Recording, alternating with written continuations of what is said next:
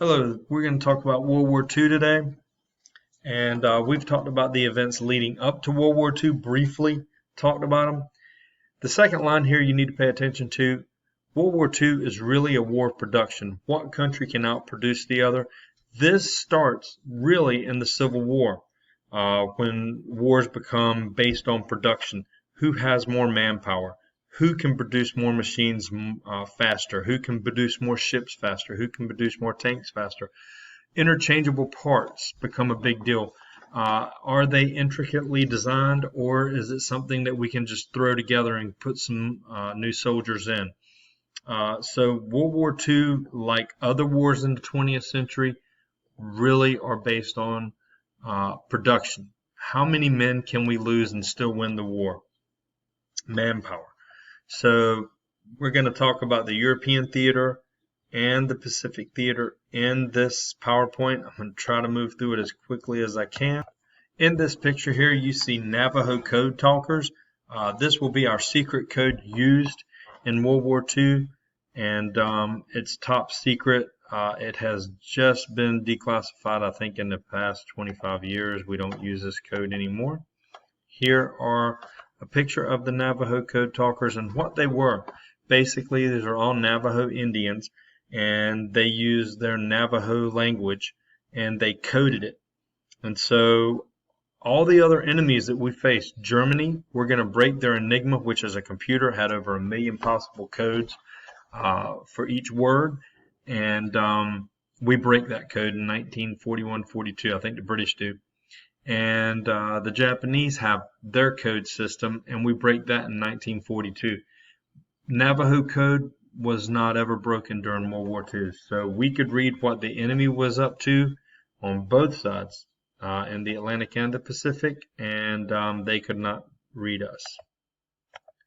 Some major events of World War II. Poland is invaded September 1st, 1939. This starts World War II. Remember, Hitler and Stalin are going to divide Poland up. France fights valiantly in June of 1940. However, 3 weeks later, they fall. They put a lot of faith in the Maginot Line, but keep in mind, it's really outdated from the onset because they said, hey, we're going to build this wall, and Germany cannot get through it. Germany flew over it, and planes were around in the 1920s when they built this thing. This leaves the only nation left to fight Hitler in Europe was Britain. And Britain, if you've seen the movie Dunkirk or heard of it, it's called The Miracle at Dunkirk. The Allied army escapes to Britain to fight another day. 400,000 troops leave, I believe it is Denmark or the Netherlands, and they load these ships and they get out of mainland Europe. And if that doesn't happen, Britain may not be around much longer, and we'd lose a lot of manpower during World War II. 400,000 troops of manpower during World War II when the U.S. gets involved. So Hitler's going to undertake something that's never been done before in world history, and that is he's going to fight Britain. And you say that has been done before, but how he's going to do it. He is going to launch an air war. His air force against Britain. Never been tried before. He's going to try to bomb Britain into submission through the air. And what we find out is you can't do it. Not even today. People go under bunkers, they take cover, and they just get mad. Winston Churchill leads Britain during this period of time. He is the right man for the right era of British history here. He basically says he'd go down and make a deal with Satan to fight Hitler. So he's not going to give up. Their secret weapon will be radar.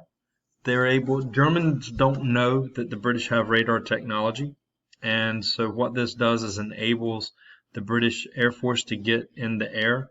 And they were heavily outnumbered, but they were able to get into the air and to get into these dogfights with the German Luftwaffe, the German Air Force, and this really saves the day for Britain. On September 7th, London will be targeted for the bombing of Britain, And Hitler changes it from military sites on September 7th, from military sites to civilians. And London endures 57 nights of bombing. 15,000 people in London alone die. And it just strengthens the British resolve to see this war through. Okay, so we've got to fast forward. Hitler makes a mistake. He makes quite a few mistakes, a lot of them during this war, but one of the first big mistakes is he attacks Russia. So he's going to take that truce between him and Stalin, and he's going to basically stab Stalin in the back and turn on him and attack Russia. It's called Operation Barbarossa. You need to know it's a big mistake, just like Napoleon invading Russia. It was a big mistake. The Russians will use the scorched earth policy.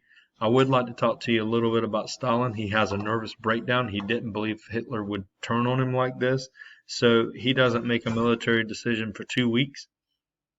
And no generals and military leadership will make a decision in this war until he does. Because remember, he killed off 2/3 of his military leadership because he thought they were out to get his job. So nobody in the Russian military makes a decision for 2 weeks. And it gives Hitler a good head start into Russia. The turning point of the war comes in Europe at the Battle of Stalingrad. It starts on July 17, 1942, ends February 2nd, 1943, and basically Stalin says no city bearing his name will ever surrender, and he ordered Russian troops to shoot other Russian troops who ran away. His son was fighting in this battle. The Germans captured his son, and the Germans said that if you give the city up, we'll give your son back. Stalin replied, I have no son. So they killed his son, his only son. And as you see here, the Russians lose 1.2 million people. The Germans lose over 300,000 people. The Soviet general up here, Vladimir Churkov, he is the major war hero of this battle. This will introduce urban warfare to war. The general at the bottom, General Paulus, he is the losing general in this war. He'll never return to Germany. He lives the rest of his life in Russia. This is the turning point of the war, and at one time the Germans had 9/10 of the city. The Russians have to cross a river, the Volga River, to fight back in this war, or to fight back in this battle, and they actually win this battle. So this is Erwin Rommel, the Desert Fox, and he's a German general, one of the greatest tank commanders the Germans ever had, and we still study and learn from him today. If you're going to be a tank commander in a tank, you're going to study a lot about Erwin Rommel, and you're going to study George Patton. And George Patton is our general. So the African campaign, basically, Rommel's going to lead this campaign for the Germans, and the Germans need and want oil. North Africa has a lot of oil. Operation Torch is going to be led by Eisenhower. Basically, they want to remove the Axis powers from Africa.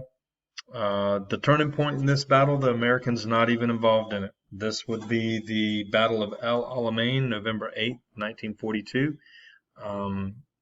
It's between Erwin Rommel and Bernard Montgomery, who is tank commander of the British Army in North Africa. Where are the U.S. troops? We're in the Atlantic Ocean en route to North Africa.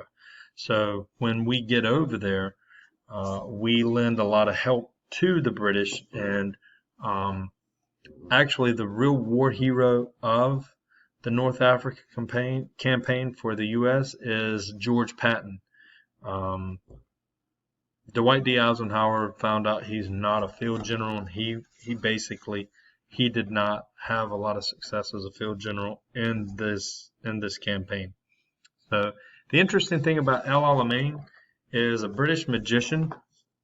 Cannot remember his name off the top of my head, but he actually set up a fake town of El Alamein, and the Germans bombed it and attacked it at night, and that gave the British time to launch a surprise attack on the Germans, and the Germans bombed basically the desert. They thought they were bombing El Alamein. El Alamein was The real town was on a lockdown, basically a blackout, and the Germans thought that they had bombed the real Alamein when they had bombed desert.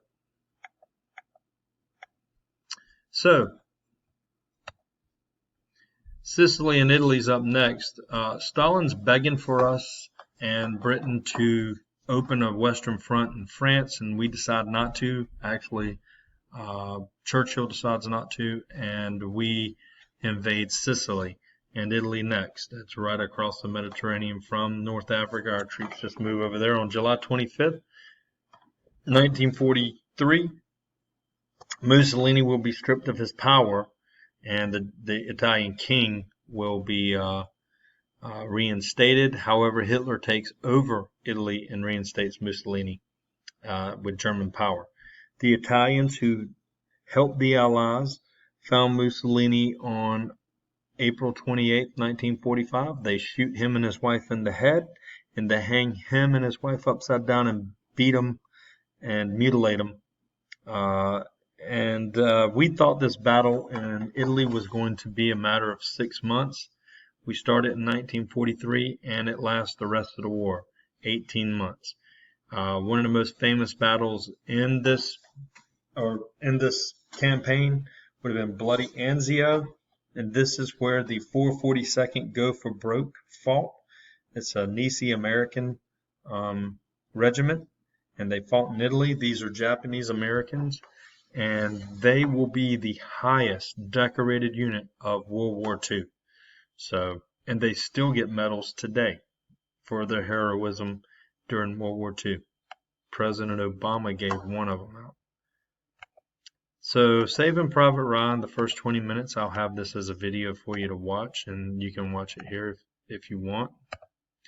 But, D-Day, June 6, 1944, the weather. Basically, this is the only time the weather is going to allow us to invade, and it's really kind of hit or miss, but we were able to get it done.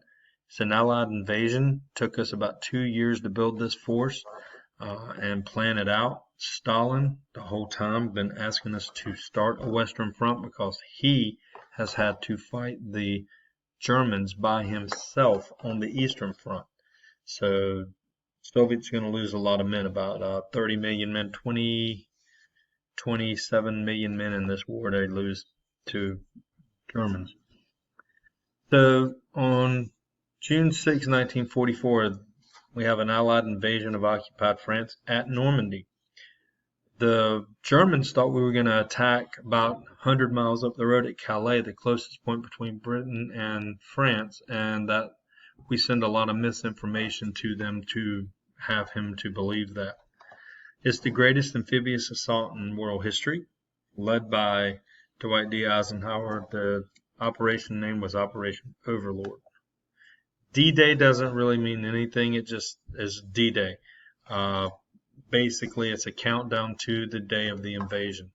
And if you look here, we are going to be on Omaha Beach, right here, and we attacked 5 beaches as an Allied force.